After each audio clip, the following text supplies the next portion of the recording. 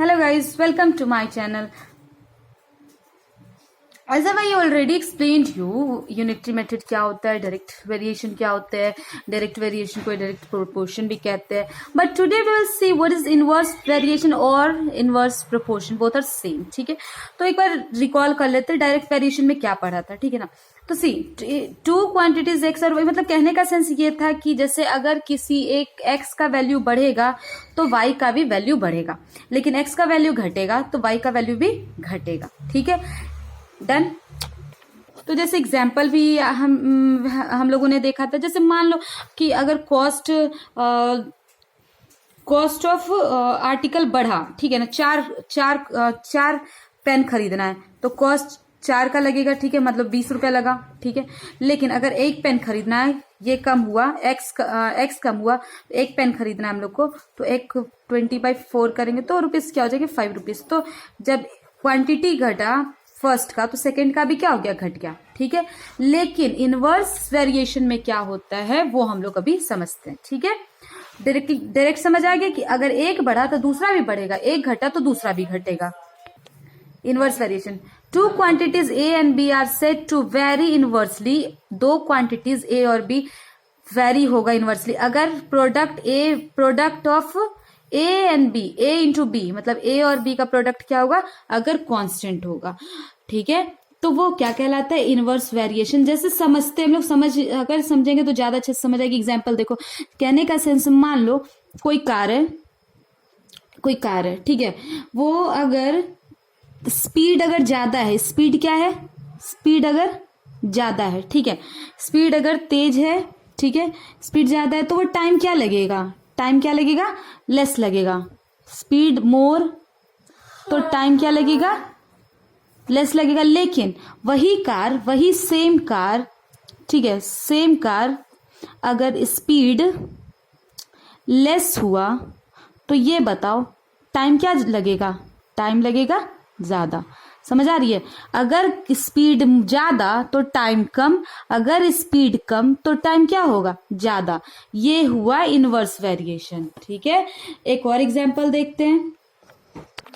जैसे मान लो अगर किसी दीवार को पेंट करना है, ठीक है, इसे पेंट करना है, तो एक आदमी अगर 1 मैन रहे तो 16 आवर में कंप्लीट करता है इस दीवार को पेंट करने का. लेकिन अगर 4 आदमी रहेगा, ठीक है, 4 मैन रहेंगे तो क्या होगा, इसी दीवार को पेंट करने में कम टाइम लगेगा कि नहीं लगेगा. ठीक है, तो कह सकते हैं मोर मैन लेस मैन अगर लेस है तो टाइम क्या लगा, ज्यादा लगा. लेकिन अगर आदमी मोर होंगे तो टाइम क्या होगा, लेस होगा. ठीक है, तो कह सकते ये क्या है, इनवर्सली है. ये क्या है, इनवर्सली, और ये क्या है, डायरेक्ट था. ठीक है, चलो अब कुछ क्वेश्चंस देखते, तो हमारे जब क्वेश्चन देखेंगे तो और भी ज्यादा क्लियर हो जाएगा. ठीक है, देखो, you can see your exercise 9B. I explain you every question, but और एक्सप्लेन तो हम आपको हर क्वेश्चन करेंगे, लेकिन यहाँ पे आपको हम 2 तरीके से ये समझाने की कोशिश करेंगे. ठीक है, सी क्या करना है. If 48 man can dig a trench in 14 days. अगर 48 मैन किसी जगह को डिग करते हैं, ठीक है, किसी ट्रेंच को डिग करते हैं, तो उसमें कितने टाइम लगते हैं, 14 डेज लगते हैं. How long will 28 man take to dig the similar trench. मतलब उसी ट्रेंच को अगर बढ़ गए आदमी, घट गया, पहले 48 था, लेकिन अगर घट गया तो कितने टाइम में उससे डिग कर सकते हैं. ठीक है, तो ये चीज तो कंफर्म है कि आदमी ज्यादा है तो समय कम लगा, लेकिन यहाँ पे समय क्या है, आदमी क्या है, कम है. पहले 48 था, अब 28 है, कम है आदमी, तो टाइम क्या लगेगा, ज्यादा लगेगा. ठीक है, तो ये तो इनवर्स प्रोपोर्शन वाला क्वेश्चन हो गया. लेकिन अब कैसे बनेगा ये देखो.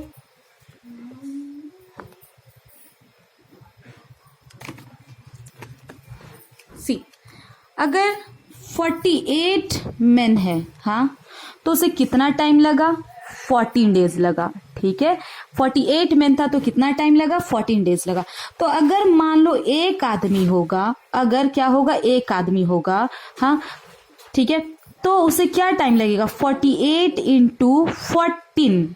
क्यों, ये तो 48 क्या था, मैन, और 14 क्या था, डेज था. बताते हैं क्यों, क्योंकि वो जो एक आदमी है, जैसे कहने का सेंस है ये, ठीक है, तो मान लो यहाँ पे मान लो 48 आदमी है, तो हर 48 आदमी हर आदमी अपना अपना काम करेगा। ये अपना काम करेगा, एक अपना, तीसरा अपना काम करेगा, चौथा अपना काम करेगा, पांचवा अपना काम करेगा, तो 14 दिन में कंप्लीट होता है। लेकिन अगर वो एक ही आदमी, सिंगल आदमी इस पूरे को कंप्लीट कर रहा है, तो वो 48 यानी 48 आदमी सबका काम वो सिंगल कर रहा है ना, तो ये हो गया एक आदमी का काम। ठीक है, समझ आ रही है? देखो, अगर 48 आदमी रहते तो 14 दिन में उस काम को कंप्लीट कर रहे थे। ठीक है, लेकिन अगर सिंगल आदमी होगा तो वो 14 दिन तो ठीक है, लेकिन वो सारे आदमी का काम वो सिंगल करेगा, तो कितना टाइम में करेगा? तो ये हो गया।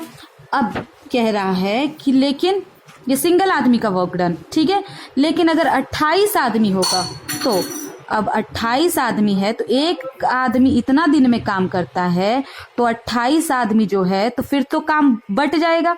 तो 48 इंटू 14 डिवाइडेड बाई 28।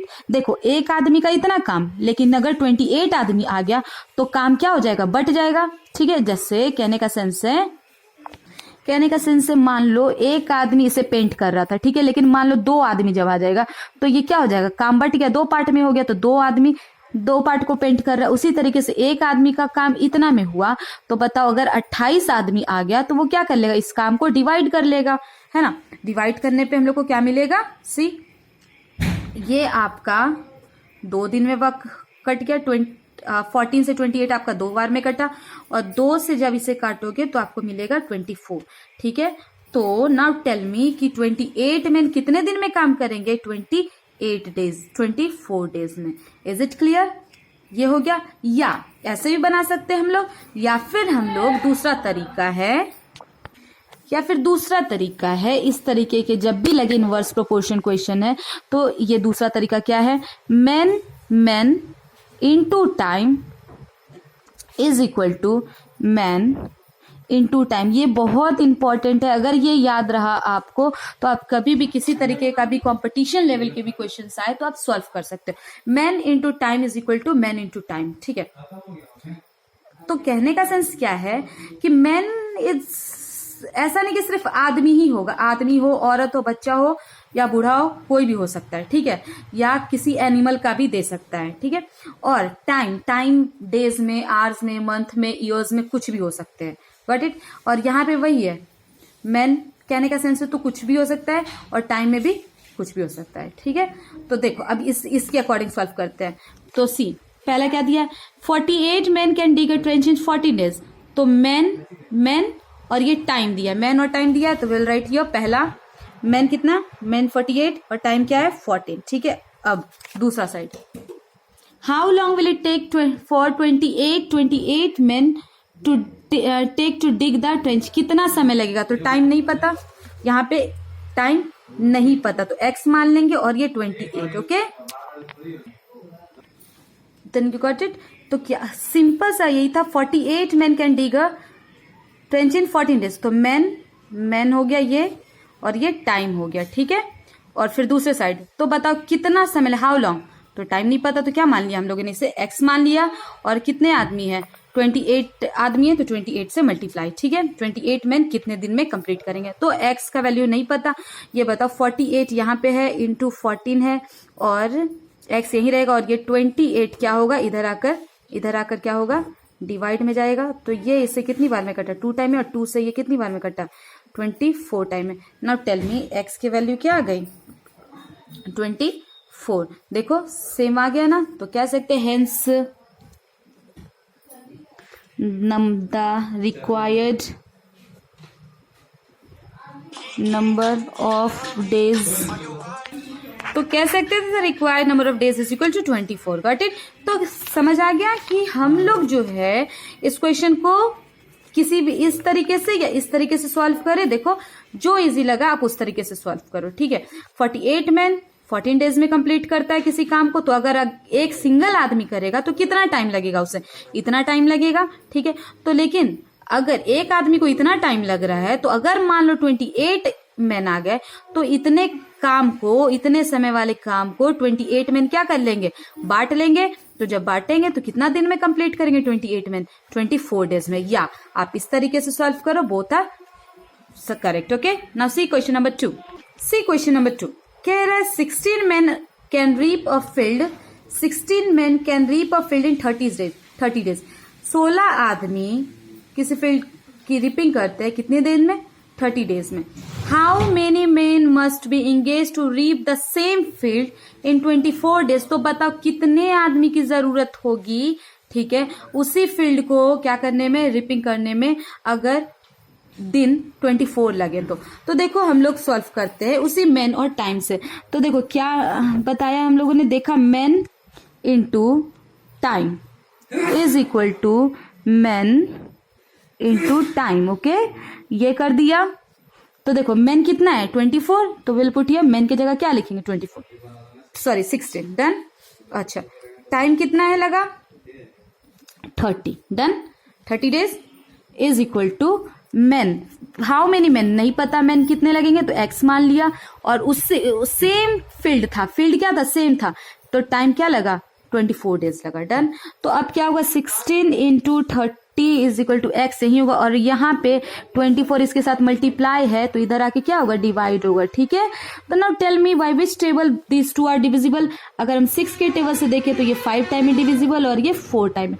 4 से जब इसे देखा जाए तो 4 टाइम है, तो 4 इंटू 5 20, 4 5 जा 20. तो कह सकते हैं कि x की वैल्यू क्या आ गई 20, और x क्या था, मेन था ना, तो x की वैल्यू 20. तो कह सकते हैं hence the required number of men is equal to 20. कितने आदमी काम कर सकते हैं, 20 आदमी. Got it. Now you can see question number 3. यहाँ पे काउ दिया है, तो अगर 45 cow can graze a field in 13 days. अगर 45 गायें, ठीक है, काउ अगर 13 डेज में किसी फील्ड को ग्रेज करती है, चरती है, तो how many cow will graze the same field in 9 days. तो बताओ कि कितनी गायों को की जरूरत पड़ेगी 9 दिन में कंप्लीट करने की. तो देखो मेन यहाँ पे मोर और टाइम क्या है, कम. ठीक है. और यहाँ पे काउ क्या है, टाइम कम है, तो काउ क्या होगा, ज्यादा होगा, है ना. तो आप तो पहले हम लोग क्या करेंगे, अगर 45 cow can graze in 13 days, तो एक काउ को कितना टाइम लग जाएगा. तो एक काउ क्या करेगा 45 इंटू 13, ये हो गया. लेकिन 9 यहाँ पे कितने चाहिए, तो फिर क्या कर देंगे, इतना बाय 9 डेज में बांट देंगे, तो हमारा नंबर ऑफ काउस निकल जाएगा. या हम लोग सिमिलरली उसी तरीके से सॉल्व करते हैं मेन इंटू टाइम वाला, लेकिन यहाँ पे तो मेन है नहीं, लेकिन फिर भी उसी फॉर्मूले पे हम लोग काम करेंगे. Men into time is equal to men into time. Okay. तो 45 काउस, मेन की जगह क्या रखेंगे, 45 cows can graze the field in 13 days. इस साइड में ये आएगा 45 13. Now how many cows, we don't know the number of cows, नहीं पता, तो x इंटू कितना टाइम लगा 9 डेज. डन. तो अब क्या करेंगे, x वही रहेगा, 9 यहाँ, x यही रहेगा. इससे ये हम जब कट करेंगे तो 5 टाइम है, and 5 into 13 will get 65. Then value of x is equal to 65. Hence कह सकते हैं hence the number of required cows is equal to 65. यानी 65 काउस अगर रहेंगे तो 9 दिन में उस फील्ड को क्या कर जाएंगे, ग्रेस कर जाएंगे. Got it. Now see question number 4. See this one. 16 horse can consume a certain quantity of corn in 25 days. अगर 16 horses 25 डेज में किसी क्वांटिटी ऑफ कॉर्न को खत्म कर सकती है, मतलब खा के खत्म कर सकती है, तो बताओ हाउ मेनी डेज, कितने टाइम दिन लगेंगे अगर हॉर्स क्या हो जाए, बढ़ जाए. तो देखो हॉर्स कम है तो समय ज्यादा लगा, लेकिन हॉर्स बढ़ गया तो समय क्या लगेगा, कम लगेगा. ठीक है.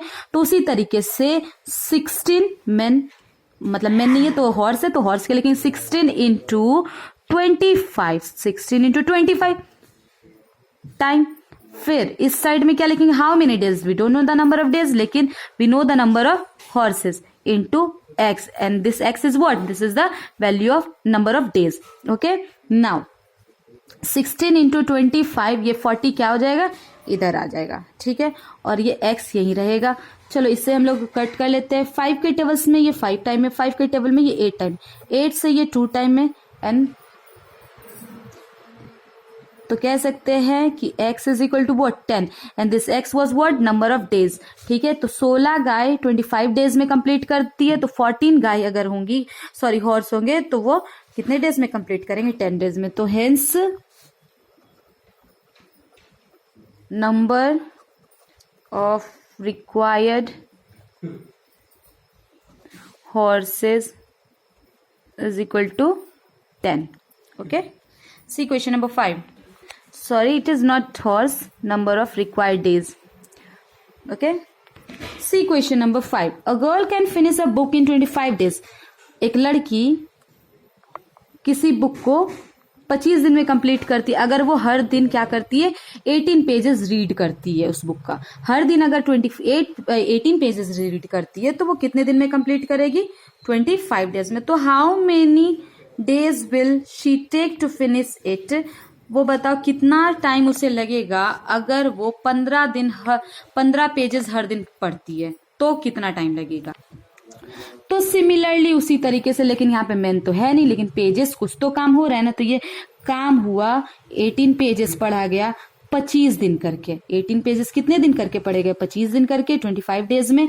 तो we don't know the number of, yes we know the number of pages, तो 15 पेजेस कंप्लीट करके कितना टाइम लगेगा, 15 पेजेस करके पढ़ा जाए तो कितना टाइम लगेगा, ठीक है। तो अगेन तो क्या मान लेंगे, इसे x मान लेंगे। नाउ 18 इंटू 25, 15 इधर आ जाएगा और x यहाँ का यही रह जाएगा, ठीक है। नाउ 5 के टेबल में ये 3 टाइम है और ये 5 के टेबल में 5 टाइम है। ये इससे आपका कितने टाइम में कटेगा, 6 टाइम है। 6 इंटू 5 30। तो what is the value of x, x is equal to 30। तो कह सकते हैं कि hence the required number of days is equal to 30. Okay, and rest of the question we will solve in our next video. Thank you.